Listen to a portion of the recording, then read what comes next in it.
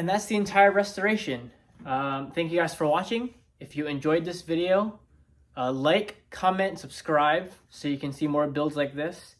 And I thought I should answer some questions that I think you guys might have. The first one is, does the other Kozuka or Kogatana still work? And the answer is no. This one is actually stationary now, and I did that on purpose. So when I made this new blade, I actually did make 2 of them. I don't know if you guys saw that. It was a really fast clip, but I did make 2.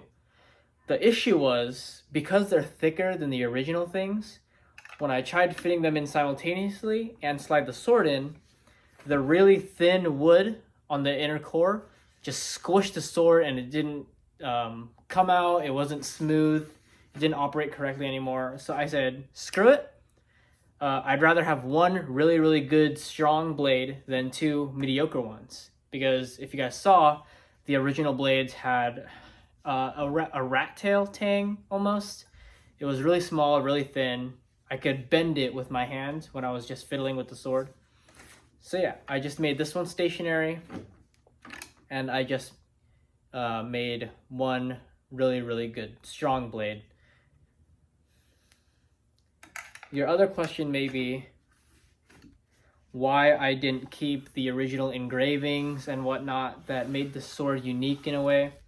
And that's because I originally, even before I started this, I wanted the sword to be part of my 3-piece set that you guys just saw. So you guys may not have liked it, but at the end of the day, it is my sword, and I did what I wanted to it. I did what I thought would look best. I did what I would enjoy, and I think it came out really well. You guys might also be disappointed that I painted a lot of the brass. At first, I wasn't gonna do this pattern thing where I sanded and took off all of the high spots, but I did, and I think it looks really good. Again, it's my sword. I'm gonna do what I want with it.